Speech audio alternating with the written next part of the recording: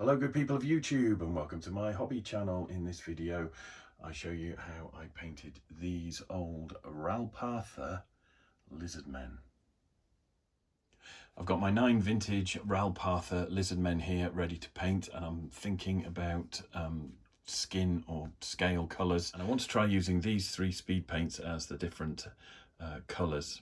So I've tipped a bit of paint out onto a plate there. So I'm just putting this on very thinly.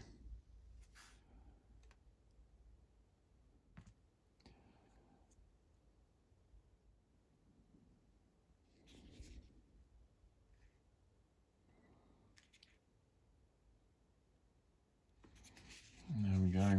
There's the first coat, which looks really washed out on here. That's better with my hand behind it. You can see what the camera's doing there.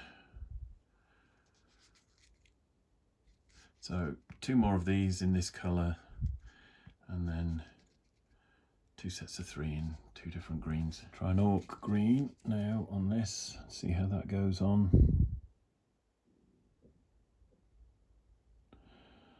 Looks good. Hopefully you can see on this how the speed paints are doing a lot of the work for me. Settling into the detail, thinning out where there are highlights.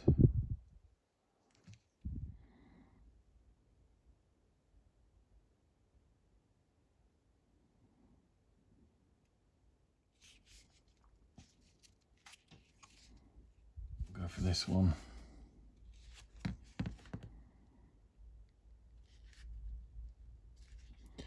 No armour on that body there, so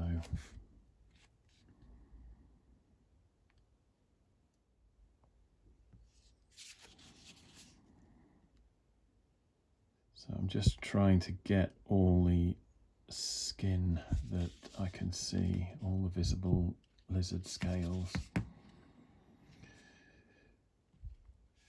That's the next one. I changed my mind for the last 3 because shamrock green is quite close to orc green or orc skin. So I'm going for absolution green, which will be a bit darker, and that's for the last 3.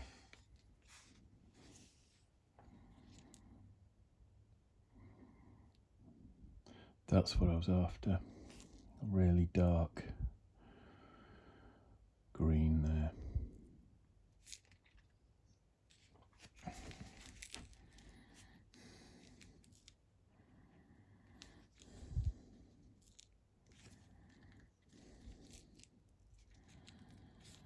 Okay, so that is absolution green, which is nice and dark.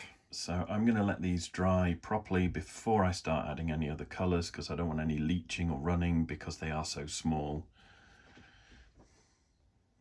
Picking up where I left off, juggling between Dead Man's Hand and the Lizardmen, I'm now going to do a bit more on the Lizardmen. Now I've got 2 here with cloaks, and as you can see, one of them has a slight yellow tint to it. If you've seen my previous videos, you'll know that I zenithal primed over some miniatures that were painted, and the paint underneath, very thin layer but very stubborn and wasn't stripping easily, so I decided I'd work with it rather than against it.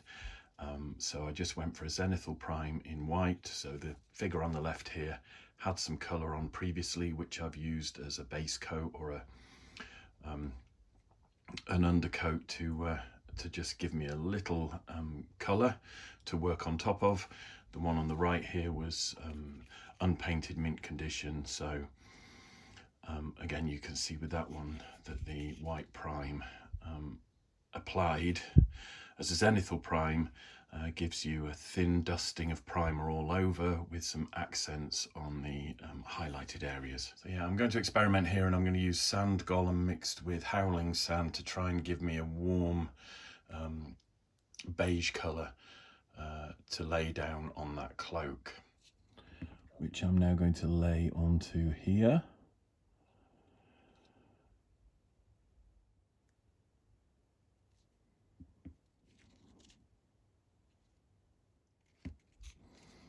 that's the first layer. I'll let that settle. And as a base coat on this cloak here, which I want to do a kind of burgundy, I'm using Murder Scene straight out of the bottle.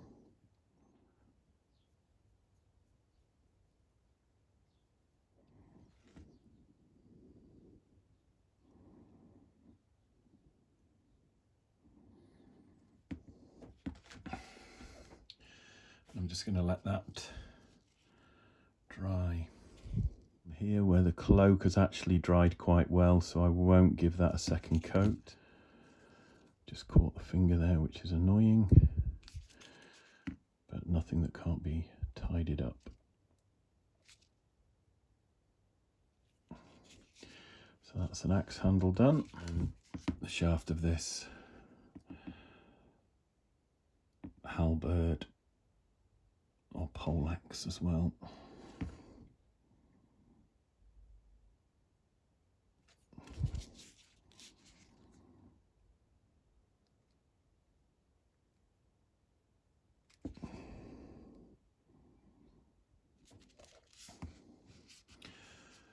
There. I've noticed some fabric here, and whilst the colours on my palette are still wet, I'm just going to get in with the beige that I mixed up and do that one. Again, I'll tidy up later with some highlights. I can see a bit of the foot that I've missed there, so I'm going to have to come back in with a green. It was Absolution green here, so I'll tidy that up off camera. And then I'm dipping back into the Slaughter red to do the cloth on this one. In here. And then I've got another loincloth on here, which I'm tackling with the Murder Scene. I don't know if I said Slaughter red earlier, but I'm using Murder Scene. And actually this looks like it might be fur, so scrub that. So I'm just giving that a quick coat with a brown that I've used on the spear shaft. Whilst I wait for these elements to dry, I'm going to crack on and apply the first layer of texture to the bases. I've chosen this Russian mud because it's quite a dark earth colour. So I've loaded up a sculpting tool.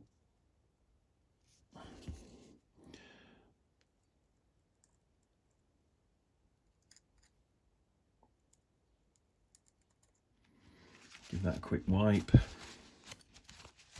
And now I've cleaned my sculpting tool again, I can come back in and just push the textured paint where I want it. You can use a paintbrush if you want.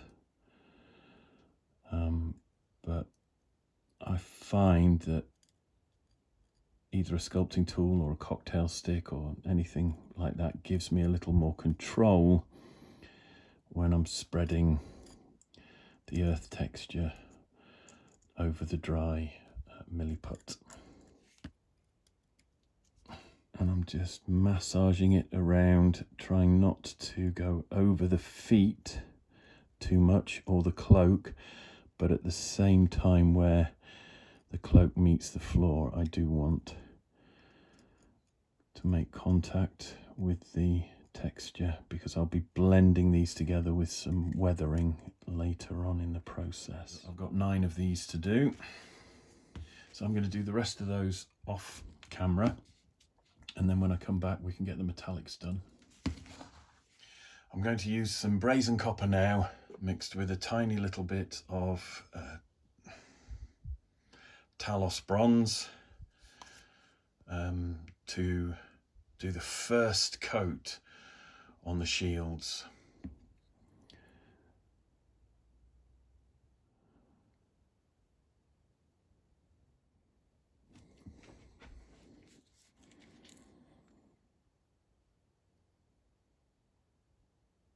I will probably base coat with this mix of sort of brazen copper and Talos bronze, and then I can highlight up perhaps to gold. I'm just trying to be very careful because of course it wants to run and puddle around the face and eyes.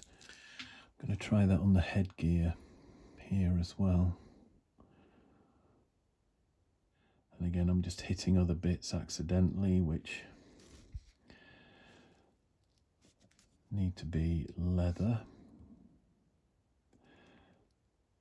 And again, I can tidy those up. Let's do that armband there as well.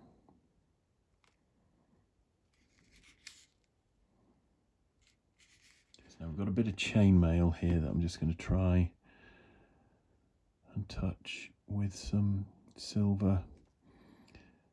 Again, I'm kind of touching the edges of the metal armor on top. I may even catch some scales. Trying not to sweat it at this stage because all of that can be tidied up with some detailing. Just get the basics done. Axe head here, pole axe or whatever.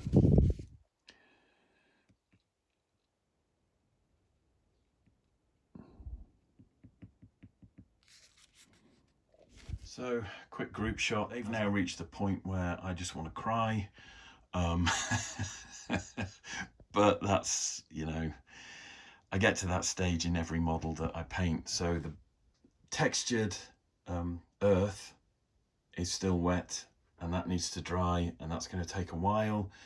I've got some metallics on all the sort of shields. I've missed a few bits, but I will come back and clean that up later. But there we basically have 9 Lizardmen that for me are at the lowest point in the painting stage, when I've blocked out the colours and I'm not happy with any of it, but I know I just have to persevere. So it's been a couple of days since I've done anything on these Lizardmen. And what I'm just doing now is I'm going through and checking I've got paint everywhere that it should be. And if I've seen any mistakes that I've made, I'm doing a bit of remedial work now.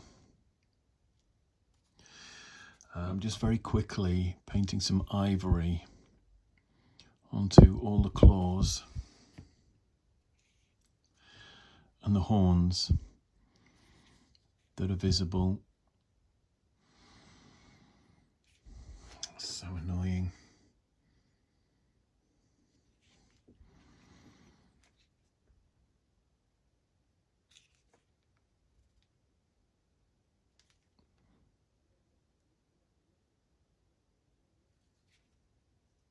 So that's all the bone, claws, horns done. Okay, so I'm going to use some dark wood now for all the leather, straps, belts, things like that.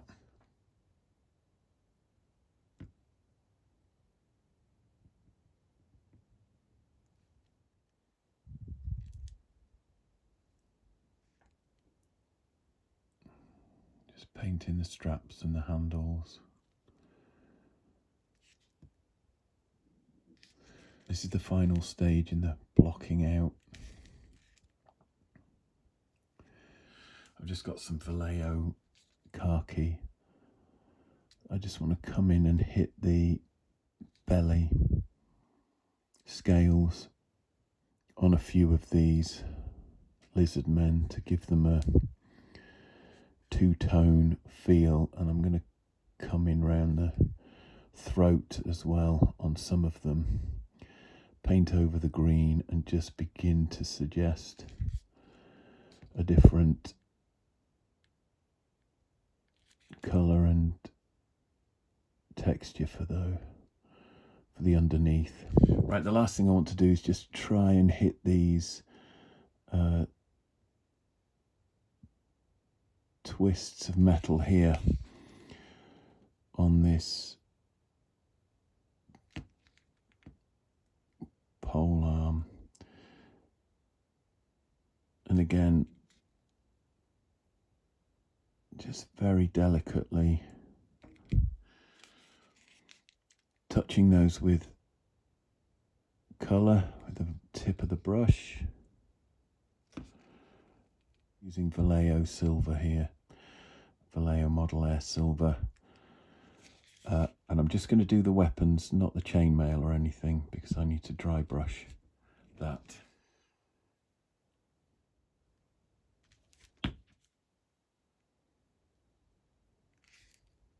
And again, as I said before, if I make the odd mistake, I'm not going to worry too much at this stage, because from here on out, each layer of paint or each wash that I add becomes an opportunity to correct things. Last thing I want to do is just take some flat earth. Now I'm just coming in with an old brush here with some flat earth to sort of highlight the base texture. So I'm just building up a layer of earthy brown on top of the texture, and I'll hit this with a wash as well, and hopefully, as I put a wash on everything and that's dry, we can start making these miniatures pop. That's the end of the blocking out phase, and the part in this whole process that I find the most difficult and the most depressing, if I'm being honest. This is when the paint job, I guess, looks at its worst, but you just have to trust the process, really. All the major areas of colour have been blocked out, bits of detail have also been picked out with a base coat. The bases are being tidied up and getting ready to be textured, and now all I need to do is come in with a wash. Once the wash goes on, I'll leave them to dry, and then I'll start hitting each model with a mid-tone and a highlight and any other detailing that needs doing. I need to work quickly here. I've got Agrax Earthshade mixed with glaze medium and a matte varnish in equal parts.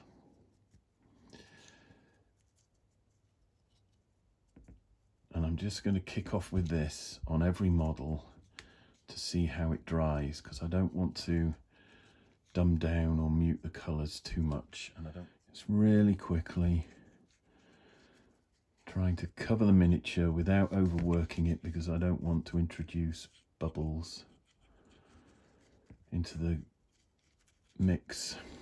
Okay, so I'm finally at the stage now where I can really start enjoying the painting. These have all had time to dry overnight. I did film a sequence which I may not end up using in the video shortly after I'd given these a wash, and parts of the surface was still quite glossy. The glaze medium tends to have a glossy finish. That's why I always mix it with an ultra matte varnish, and then if I want to apply a wash, I tend to use my recipe for glaze medium and matte varnish with a colour, and it just gives a really subtle wash to the whole miniature, which ties everything together, dulls it all down, makes it look like a unified figure, brings out any shadow areas. And now I'm ready to do some highlighting. So the first thing I'm going to do is paint this cloak, and it's kind of a yellow ochre, and I've got this Model Air yellow ochre which is slightly darker, so I'm going to mix this with white. I'll probably start off with a 60-40 ratio of 60% yellow ochre, 40% white, and I'll just keep adding more white to this as I highlight. Just testing what the colour looks like here with a tiny bit on my brush, and it's actually quite subtle, so that's good. I'll start adding a little bit of white. I'm just going to soften that area there where there's some, where the wash has pooled. Just very subtle brush strokes to just kind of break it up a little, knock it back. Only a few. And then here where I've got a little bit of earth and black or dark brown, I'm just going to reinstate that bit of the cloak there. Now all this will be covered probably with some weathering, earth and mud. I do like to muddy up the bottom of the cloaks, but I'm just covering up any mistakes that I can find, anything that hasn't quite worked the way I wanted it to. A little bit of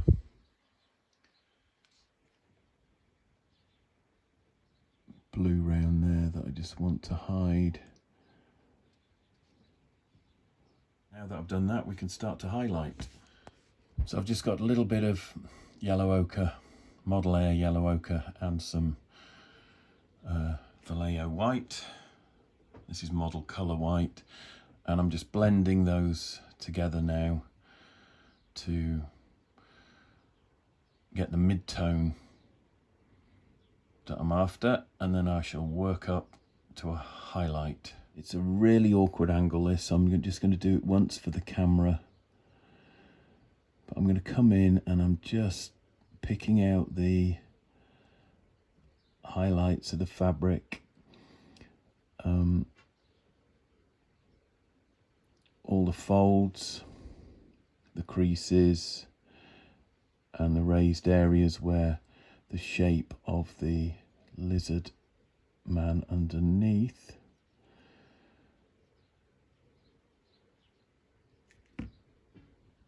causes a bulge in the fabric. Never looks good on camera, really, but those colours almost look blended to the eye. In reality, it's far more subtle than what you're seeing there. And then I'm just going to come in on the underside of the cloak and gently pick out and emphasize a few folds in the fabric.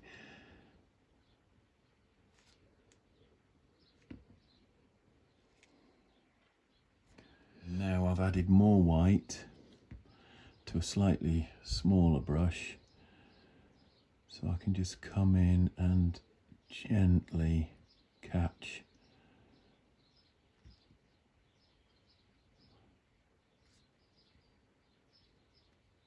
the more prominent folds, edges on the fabric.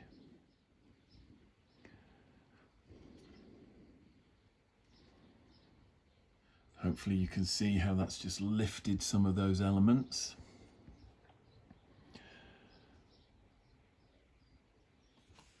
And as I said, looks really good to the naked eye, not so good with the camera. And then I'll just come in here and do the same on the underside, catching those bits that I want to emphasize, edges, creases. Okay, so that's the cloak on that one done, and I'll use the same technique now on these other bits of fabric. Coming in using the smaller brush, and some of you will notice that this brush is not forming a pristine point, but that's okay because I'm just coming in and lightly stroking parts of the fabric, just catching it. Bit more white added to the mix, and just subtly hit some of those edges, and that's it.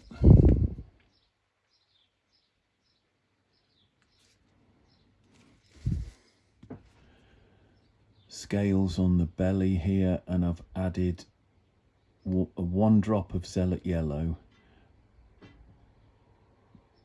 speed paint to some white, and I'm just coming in with this brush trying not to obliterate any of the base coat and the shading that's already on there. Just picking out a highlight there to emphasize the scales.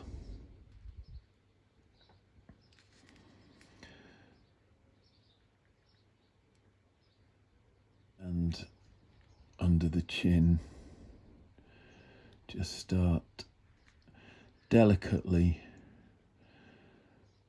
hitting the surface, almost like a dry brushing technique, but slowed right down, and obviously done with a wet brush, not a dry brush, but you're just coming in as though you would be dry brushing and doing it really slowly, and letting the tip of the brush find the detail for you.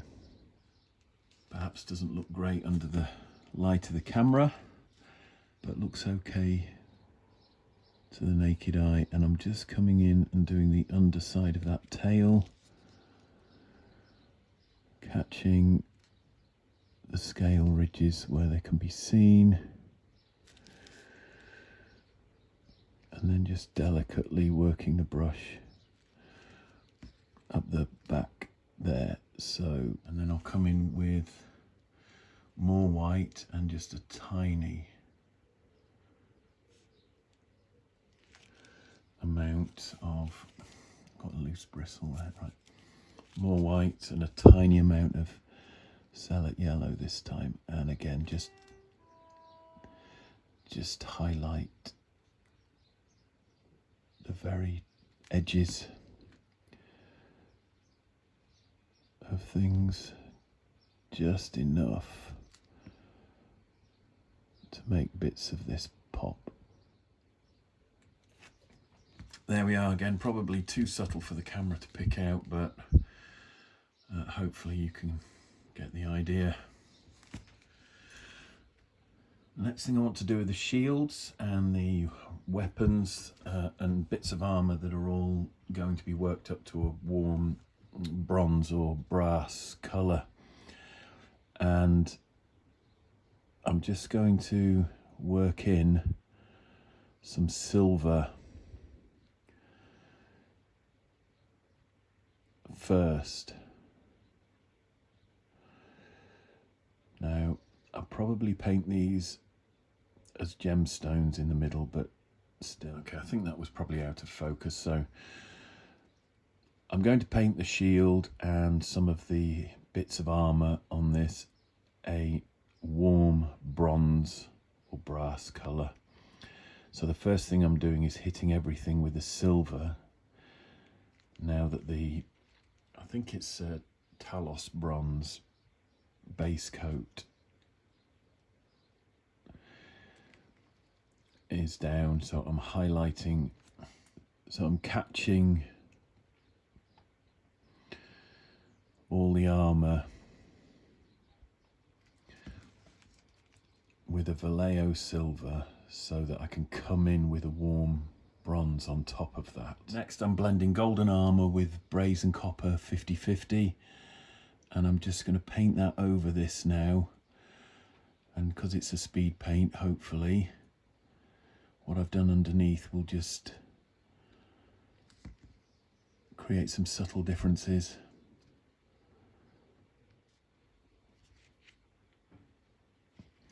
So I'm just going to hit everything that I want bronze or brass.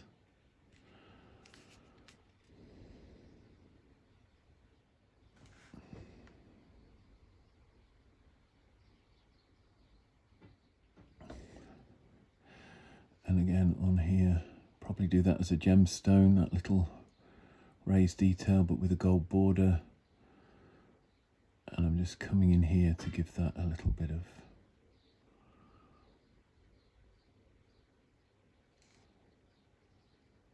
different feel.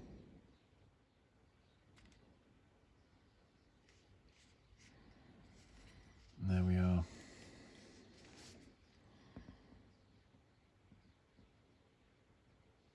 Just coming in now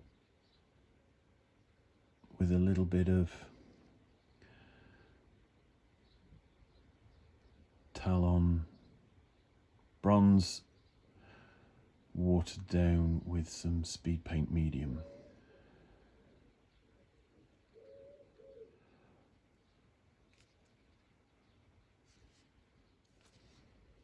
Which hopefully you can see there.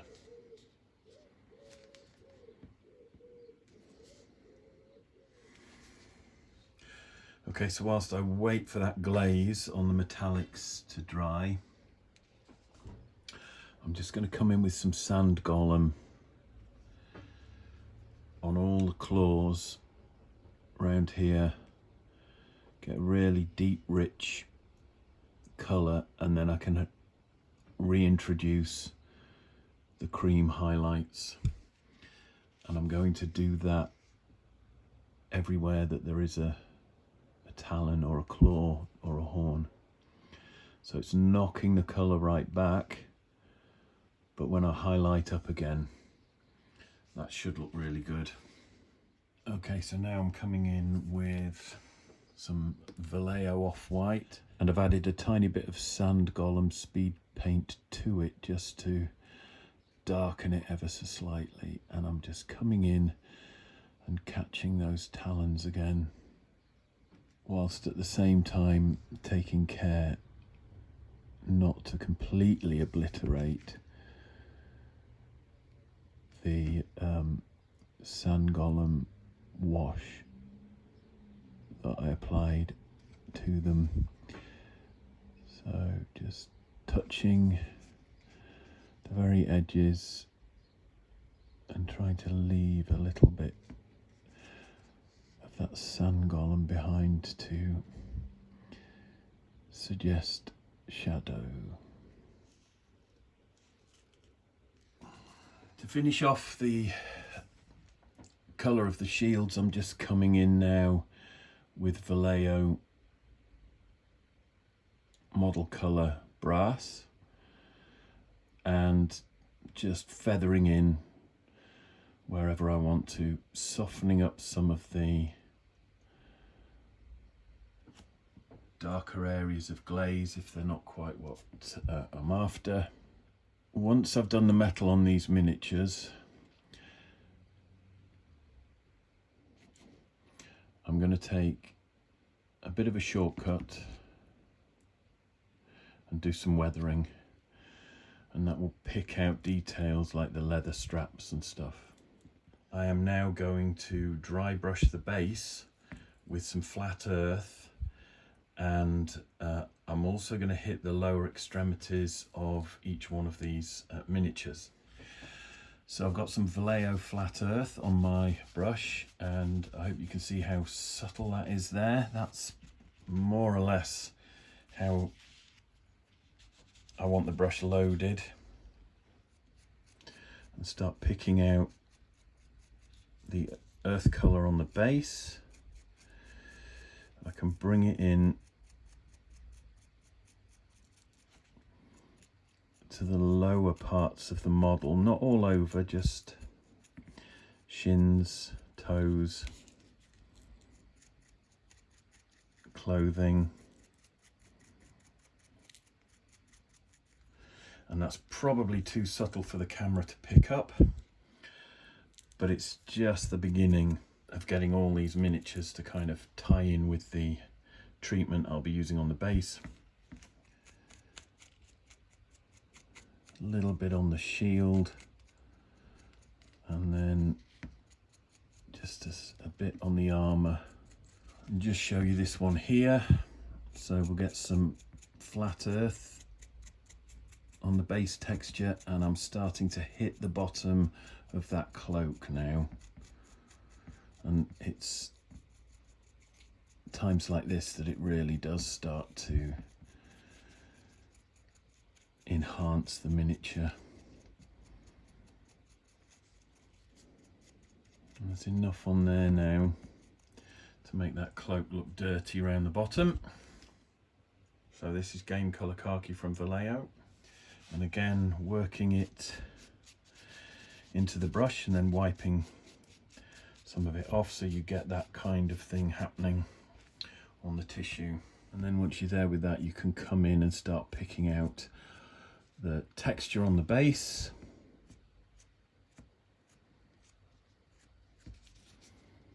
And just ever so gently hit the edges of some of the armor, the weapons, and any bits of leather there. And now that I've got the miniature to that stage, I can come in with some green highlighting for the scales and just knock that dusty brown back a little. And again, I'll do this on each of these figures, just hitting the texture on the base, and then when I'm happy with that, I'm just coming up and dusting little parts of the miniature, the weapon handles, slightly higher up on the cloak, and anything that looks like a leather strap, like so. Now that that's done, I am just going to spend a minute edging the bases again, just coming in with some Model Air black again to replenish and refinish the sides of these hex bases. And that's it. I'll do the rest of the unit, let those dry, and then we'll come back and do some detailing. Okay, so I've mixed some paint here. I've gone for the mid-tone of teal blue from Foundry, which I think might be 24B. I've mixed it with Escopina green from Game Color, Vallejo, and I've done that to try and get the plasmatic bolt blue shade that I originally used. And now I'm just coming in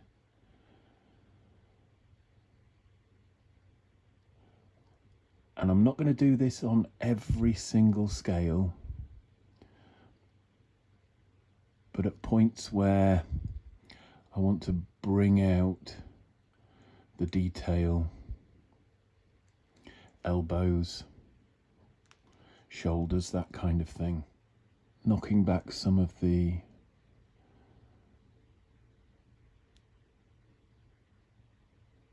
weathering, dry brushing that I did. And as I said, I'm not doing it all over. Now I've completed that, I'm adding some more white to the mixture, so I can just come in, just touching some of those additional scales there with a very light mix of the blue and some extra white, just to catch those bits of raised detail. And again, that is completely bleached out by the camera, but if I put my hand behind it, you should see the effect that that has managed to achieve. So something between a traditional kind of 3-color layering and an almost illustrated texture. So I've completed the highlighting of the scales on these ones, and I've got 2 more groups to do, groups of 3 in different shades of green. I'll do those now off camera and come back when they're finished. And now I'm coming in with Vallejo Game Color Off-White, and I'm just highlighting the claws again to make those stand out.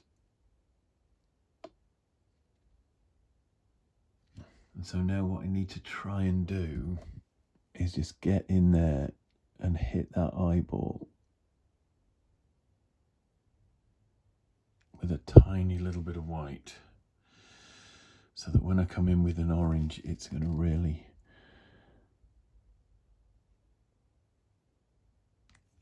stand out. Now I'm going with Fire Giant Orange Speed Paint, which I'm just going to dab into the eye, And that's just enough to give it an orange look.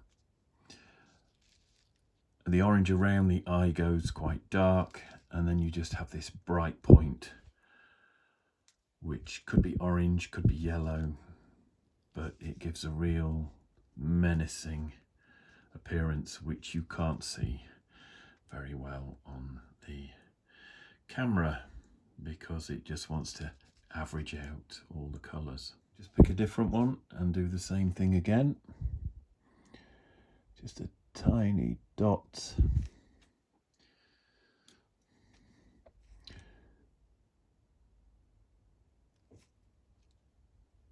Of orange, put a bit too much on that, so I've taken it off again with a dry brush.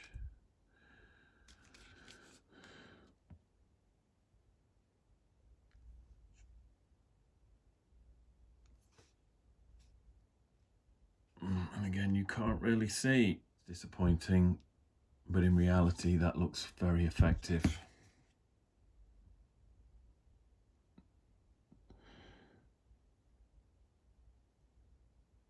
And what I'm doing now is I'm painting these studs here white because I want to paint them up as gemstones. I've also got one on this shield here, and then we've got these little ones here.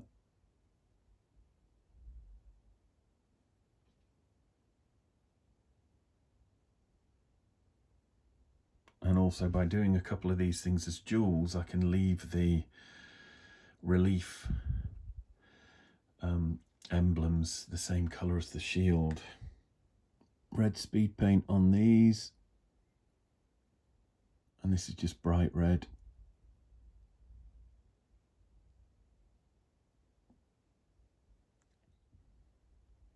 To get a little bit of teal speed paint on those there.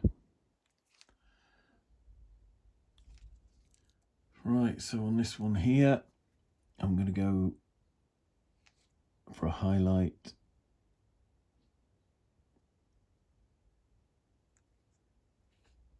Top left.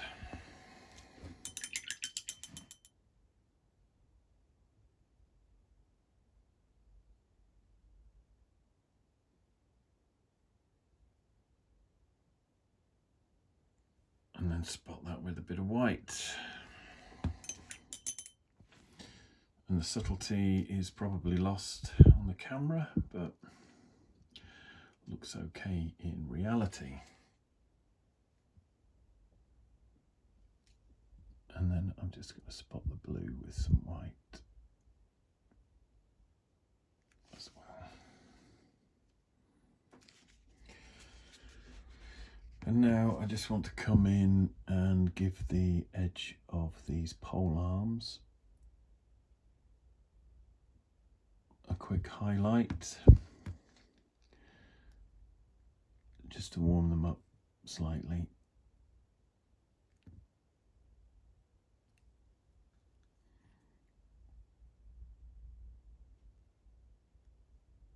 Okay, hopefully you can see this. So I'm just coming in now with a bit of silver.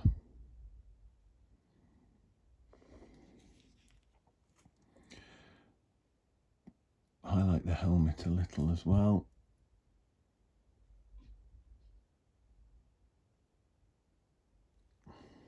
So I've highlighted the helmet and the shield. And when that's dried, I want to show you a little tip as to how I get really vibrant gold. Coming in with some sand golem speed paint. And I'm just coming over it, using it like a glaze.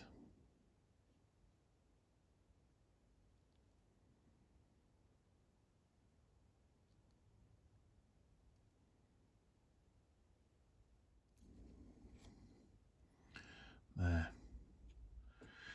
Okay, so I think these chaps are more or less finished. I'm just going to add some tufts to the bases and a tiny bit more weathering. I'm sure lots of you are familiar with these. Readily available from most hobby stores and off the internet. And I'm just going to use some tweezers to pick some of these out. I always use a dab of super glue when I put them on the base, and then I will be weathering them to make them blend in again. These are actually quite small. I use these for Warlord Epic and terrain where I don't want too much undergrowth. And hopefully you can see this. Just choose a spot to stick some of these tufts down.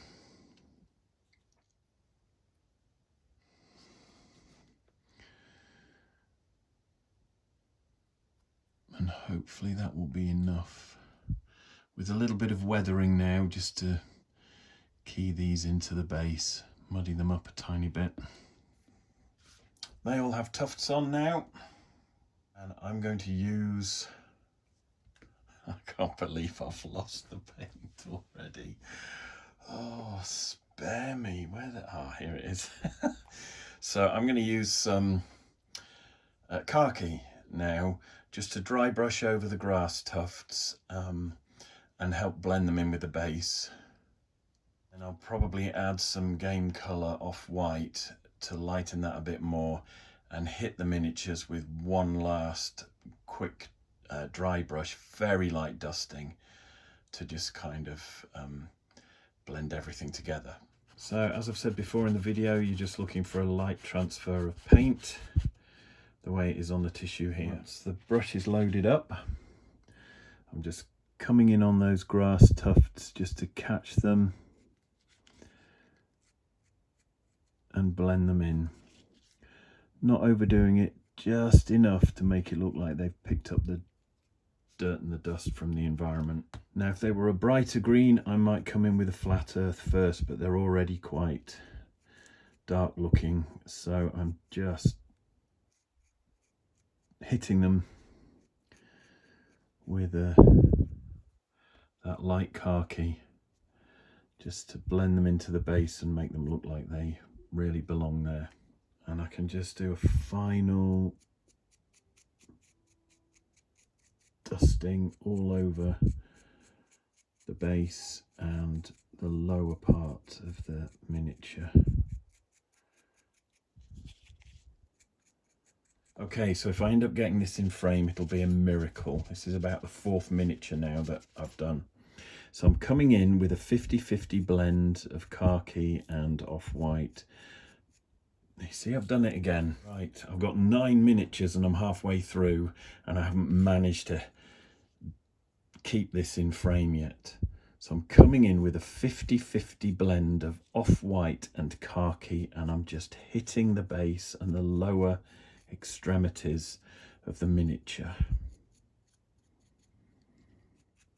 And again, just catch those tufts and the lower extremities of the miniature. Okay, so I will get these off the painting handles now, clear away this blue tack, go and wash my hands, and I'll try and display these in a way